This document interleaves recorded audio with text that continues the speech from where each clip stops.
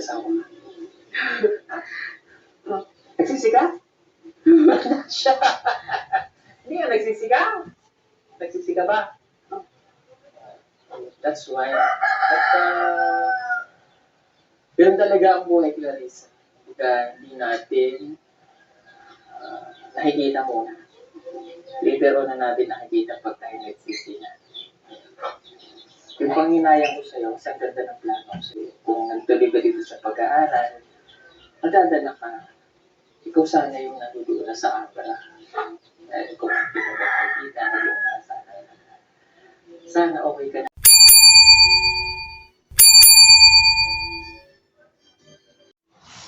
So, yan po. Welcome po kayo sa aking YouTube channel. Ito naman po ako. Rally channel, pag-subscribe, like and share, comment sa aking video upload. Okay? Hayaan nyo muna pati kayo ng magandang umaga, magandang tanghali, magandang gabi sa inyo lahat. Sana po nasa mabuti yung kalagayan at wala yung karamdaman. Lalo-lalo yung mga OFW natin dyan sa abroad. Kumusta po kayo dyan, mga OFW?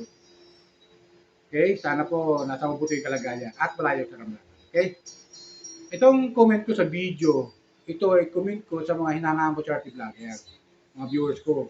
Tulad ni Pugong Bihero, Katekram, Kalingap Rab, Kuya Bal, Ate Eda, Ate Jack. At saka si Lori Aquino Talita, Ka-Business, Papa Dins TV. Yan ang mga charity vlogger yan, mga viewers ko na may hinangaan ko. Tapos Rene Osi, Kapobring Vlogger, at saka si King Lax, at saka si Virgilin Care, mga viewers ko. Shout out sa inyo lahat, ang mga viewers ng mga binanggit kong charity vlogger. Sana po, suportahan niyo po yung aking comment dito sa aking video upload. Dito sa aking channel, mga viewers ko. Suportahan niyo po ako.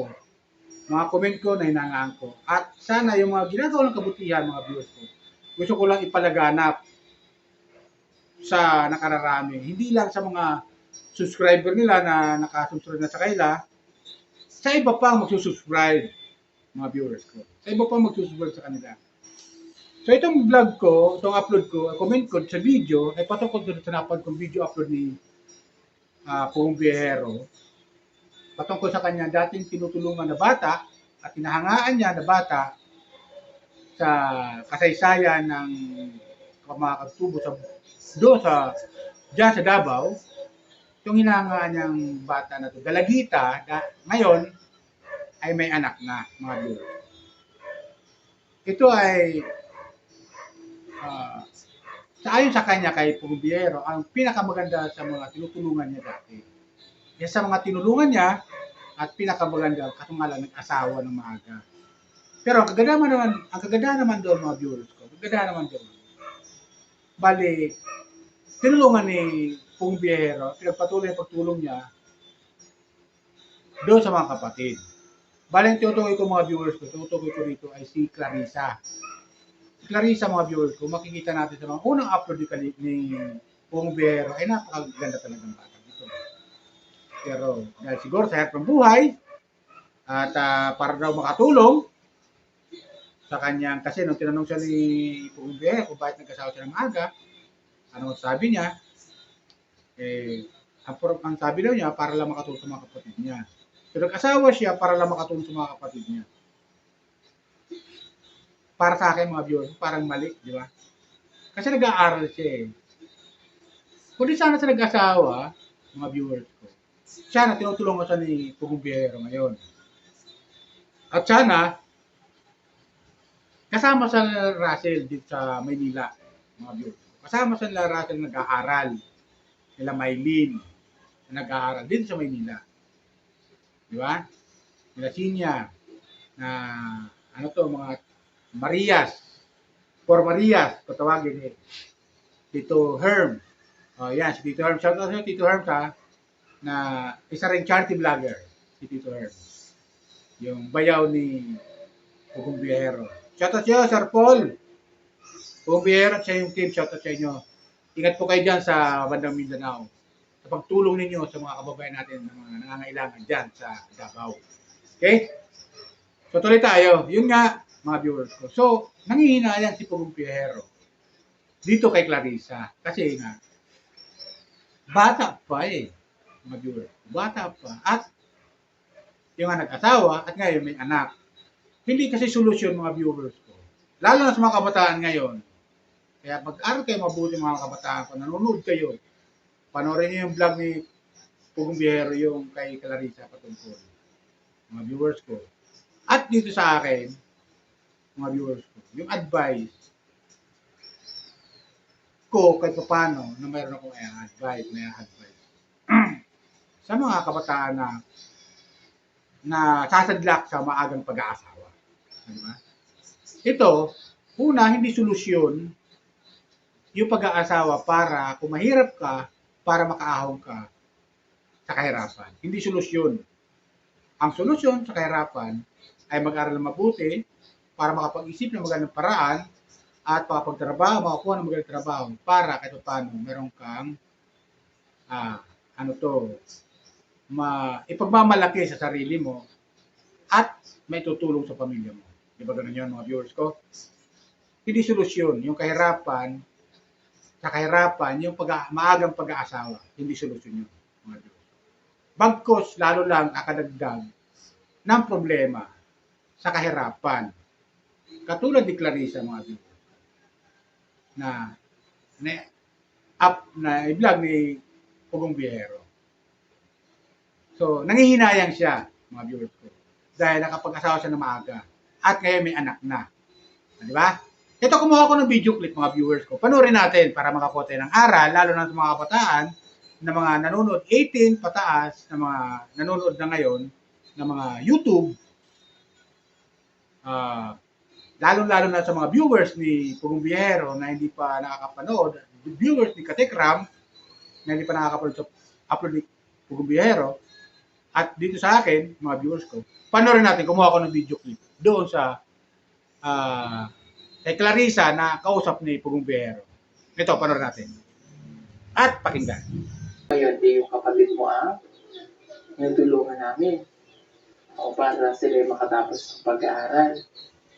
O ito, ano ko lang naman ulit na. Pero kung ako ang pinili mo, nag-aaral ka ngayon. No? Nagpagsisisi ka ba? Nag-asawa ka? Nagsisi ka? Bakit siya? Hindi nga nagsisi ka. Nagsisi ka ba? That's why. At, pero talaga ang buhay, Clarissa. Hindi natin nakikita muna. Later on na natin nakikita pag tayo nagsisi na. Yung panghinayang ko sa'yo, isang ganda ng plano ko sa'yo. Kung nagtuloy ka dito sa pag-aaral, magdadala ka. Ikaw sana yung natutula sa abra. Dahil kung hindi mo ba nakikita, sana okay ka na nga. Anong grade ka na nga dapat?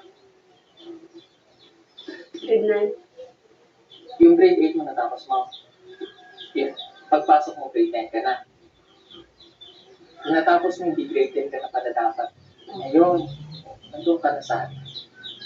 Nandun ka na sana sa Maynila. So, ilan na yun ang doon, nadala namin, matutulog. Na doon na nag-aaral. Sayang. Sabi ko, hindi pa naman nila ang lahat. Pwede mo namang ikaw, kung magitan mo, ituloy mo ito. Kakamali ng mga. Diba? O, diba ang hirap hindi asawa agad? No? Pagkain. Saan kumukha ng pagkain mo? Tapos, gastusin. Ang trabaho ng asawa mo, makakatuod. Walang masama doon sa trabaho ng asawa mo. Pero, hindi mo pwedeng atong buhay ganun. No? O, tapos nakikituloy ulit kayo sa tatay nyo.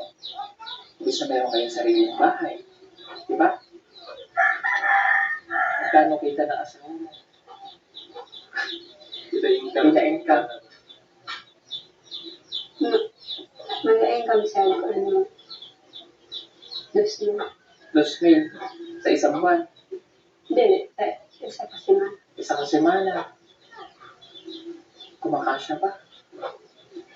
Nagkakasya? Lagi bang may trabaho? Okay. May pera ka ba ngayon? Wala. Okay. Sayang Clarissa, ano? Pero mag-aral ka pa. Ngayon, nag-aaral ako ng arts. Nag-aral ka rin ng arts? Ngayon? Sure? Mabuti. Sino napunta dito na mag-ano ng arts? Sino ang nag-aral dito? Mga taga-school? Oh. Yung nag-module kayo or anong pag-aaral ng module? Tapos, nasaglit na lang. Sure, nag-aaral ka? Well, Lagi. okay, mabuti yun. Nag-aaral ka. Okay naman pala eh. Tuloy mo lang. Oh. Kaya siyempre, iba pa rin yung talagang may anak. Oh. Dati nung nakilala kita, hindi ganito itsura niya, maayos. Huwag mo pabayaan ang sarili mo. Sayang. Isa po siya sa pinakamaganda na nakilala namin. Isa siya sa pinakamaganda. Yung man po inaano yung mga kumbaga natutuwa lang kasi. Siyempre sa itsura niya ba, yung positive na future na gusto nating mangyari sa kanya noon. Kaya kahit nga ngayon gandang-ganda pa rin ako sa kanya. Palagi ko kinukwento yun sa kanila na isa sa mga pinakamaganda na nakilala namin, si Clarissa. No, at saka nag-usayang siya, kaya naisipan namin balikan. But anyway, yung kapatid naman niya na yung ating tutulungan. Manigamot lang ha. Sayang ang bayo ng kalipas na panahon. Hindi na natin maibabalik yun. Diba? Kumbaga, sa sarili mo na lang, ikaw na lang magpupursige para ikaw makagraduate. Ito, kaya natin minsan na ipa-vlog natin yung mga ganito. Para at least nagiging aral pa rin ba? Nagiging aral sa mga natutubo ba? Si Clarissa kasi, mas pinili niya nga po yung maagang pag-aasawa. Tanungin ulit kita, Clarissa, bakit pinili mo yung maagang pag-aasawa? Ano daw ang pipili niyo ang opinion sa'yo? Isaya.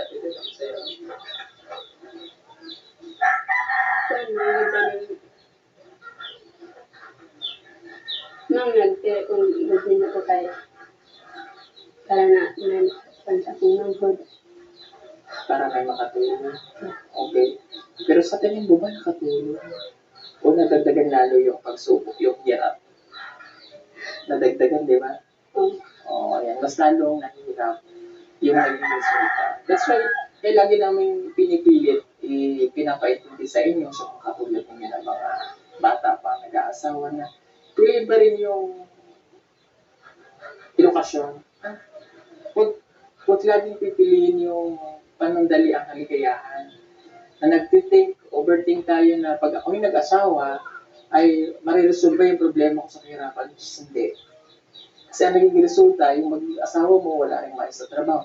Hindi naman sa ginadjust natin. Pero dapat pinaghahandaan. Katulad niyan, nag-asawa ka ng maaga, nabuntis ka, nag-aanak ka. Another cargo ulit. Diba? Which is hindi pa dapat. Tapos, pag maaga ka nag-asawa, yung responsibilidad mo, mas lalong dadako. Mas magiging mas mahirap. No? Okay? So kung nag-aaral ka sana ngayon at nasa face-to-face ka, mas maganda yung pagiging hubog ng iyong edukasyon.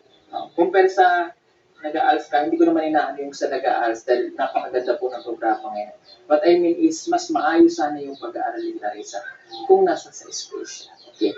Ano na lang ang mensahe ni Clarissa? Hindi naman para ma-offend kita, no? Hindi naman para ma-offend natin, di ba? Minsan, yung katulad nila yung nagiging, ambassador pa, para mas maintindihan ng mga katutubo na ito yung mangyayari kapag tayo nag-asawa ng maaga. No? Ano na lang yung gusto mong sabihin sa mga kabataan ngayon na nag-aaral, na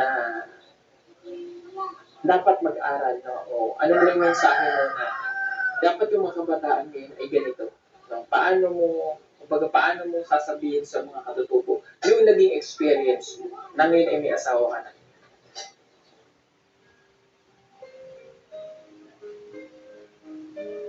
Mayo naman na mag-iskwela sa kahit makalampos sa makatamit at nindot na trabaho. Kaya ako, nagsayo ko asawa. Lisod ang aming panginabuhi. So, ayun, di ba, mas mahirap ang maagang nag-aasawa compare sa nag-aaral mo. So, ngayon, ikaw ay nanay na, so gampanan mo yung trabaho mo talaga. Di ba? So yun, di ba mga viewers ko? Kung mapapansin natin, mga viewers ko, nangihinayang talaga si Pugong Biyahero kay Clarissa. Nangihinayang talaga mga viewers. Sobra ang panghihinayang niya kay Clarissa. Pero walang magagawa si Pugong Biyahero kaya gusto naman ni Clarissa na mag-asawa siya na maaga. So, wala namang ano to. Kasi nga, ayaw kay Pugong Biyahero, pakinggan ko sa pag-uusap nila, wala na pala silang nanay. So, tatay na lang. Kaya, siyempre, wala talaga mag-a-advise dito sa mga bata. Bata pa mga viewers ko. Maaga silang naulila sa magulang. Maagang nawala siguro magulang. Hindi natin alam kasi wala na silang nanay. So, hindi natin alam kung ano nangyari. Okay? Comment lang kayo kung ano nangyari sa nanay ni Clarissa. Sa nanay nila Clarissa. Comment lang kayo kasi wala ko masyadong alam sa kung ano kasi sabi sa report, wala itong nanay. So, hindi natin alam, di ba? Kung ano nangyari sa nanay nila. Kung ito ba'y nag-asawa ulit ng iba, kung ito ba'y naging ibang bansa, o andyan lang sa kanila, o wala na sa mundo. Di ba gano'n yung mga viewers ko? Hindi ko masyadong, pero nakapokus tayo doon sa Clarissa. Kasi bagang nga nag-asawa mga viewers. Nakakapanghinayang naman. Maganda pa naman. Pag umingiti siya, napakaganda. Black beauty pa naman mga viewers ko. Black beauty siya. Sabi nga ni Pugong Biyahero, nung una makita niya, ay maayos si Clarissa. Siyempre, dalaga, mga viewers, dalagita, mag-aayos talaga yan. Normal yan. Dahil nag-asawa na siya, medyo maayos pa naman, kaso nga lang, halata mo talaga, nanay na talaga siya. So, nakakapanghinayang dahil bata pa na nag-asawa ang wala sa aura. Grade 9. Magi-grade 9 pa lang siya. So, second year, third year. Mga bata pa, maaaring nag-asawa ito, mga 16 lang, mga viewers ko. 15 to 16 years old nag-asawa ito. Maaaring ganun, mga viewers ko. Diba? So, nakakapanghinayang. So, yung kwento ng buhay ni Clarissa, mga viewers ko, ay isa lamang sa nakararaming mga kabataan ngayon na nakapag-asawa ng bata pa. So, wag natin silang tularan. Wag tularan ng mga kabataan ngayon na sana magbigay aral sana sa kanila na sana ang pag-aaral ay tungo sa maayos na buhay. Pag meron kang pinag-aralan, merong makakapaghanap ka ng magandang trabaho at maaari makapaghanap ka na makakapag-asawa ka naman, mga viewers. Makakapag-asawa na, kaso nga lang, yun nga, maganda kahit paano yung maging buhay nyo. Hindi kayo nahihirapan. Di ba ganun yun? Makakapag-isip ka ng paraan kung anong nararapan. Pero kung bata pa, wala mangyari. Magkakaanak ka lang, dadamay pa yung anak mo, at lalo ka lang lulubok sa kahirapan. Hindi nyo alam kung saan kayo kukuha ng makakain. Lalo sa mga anak mo na nangangailangan. Lalo magugutom ito. Diba mga viewers ko? So yun, lesson learned sa mga dalaga ngayon na hindi solusyon ang maagang pag-aasawa. Kung kayo mahirap, hindi solusyon ang maagang pag-aasawa sa panahon ngayon. Kailangan ang solusyon ay mag-aral na mabuti hanggat libre, lalo nga libre ang eskwelahan. Ang problema lang kasi yung pagkain, yung baon, pupunta sa school, magugutom ka naman. Wala nga nang papasok sa isip mo kung wala kang kain at wala kayong makain, wala kang baon, kung naglalakad ka, pagod ka, medyo kan na talaga, walang papasok sa isipan mo. Bilang isang estudyante. Kasi naranasan ko talaga yan, mga viewers. Yung papasok ka sa school, walang baon, tapos di ka pa nag-aalmusal, papasok ka sa school. Kaya yung turo ng teacher mo, pasok sa kabilang tainga, labas sa kabilang tainga, nakatunganga ka pa, tulala ka. Dahil wala nga laman sikmura mo. So, hindi gumagana yung immune system mo dahil walang laman sikmura mo. So, blanco yung utak mo, mga viewers ko. Ang nasa isip mo, kumain. Ang problema, wala kang makain. Diba? Ganun yun, mga viewers ko. Kaya, sa mga magulang na sana kayo yung mga anak, advice ko lang, huwag niyo yung mga anak nyo pagkasaway na maaga. Pag-aralin nyo muna sila. Kahit makatapos man lang sila ng senior high, malaking bagay na sa kanila. Makakapag-isip na sila ng magandang paraan kung ano nararapat. Lalo maganda kung makapagpuntong sila ng kolehiyo. Diba? Mas maganda. So, yun lang sa akin mga viewers ko. Palala ko lang ulit. Sana nagustuhan nyo yung napod nating doon kay Pugubiero, yung dito ang aking video upload. Sana nagustuhan nyo po at pakisubscribe lang po, like and share, comment. Comment lang po kayo mga viewers ko, mga hinanga kong, mga viewers na mga hinayang kong charity vlogger. Okay? Sa lahat ng kalingap, shoutout sa inyo. Viewers ni Pugong Biyero, shoutout sa inyo. Viewers ni Daddy Frankie, shoutout sa inyo lahat. Welcome po kayo sa aking YouTube channel. Ganoon din kay Virgilin Care ng mga viewers. Welcome po kayo sa aking YouTube channel. Katekram, mga viewers. Lori Aquino Talito, viewers. Ka-business, Papalins TV, viewers. Kapobring Vlogger, viewers. Kuya Noli Vlog, viewers. Welcome po kayo sa aking YouTube channel. Comment lang po kayo dito sa aking comment dito sa video. Okay? At pakisubscribe. At huwag po kayo mag-skip ng. Yun lang po. Bye! Ingat po tayo lagi. Pagpalain po tayo ng pumay kapal.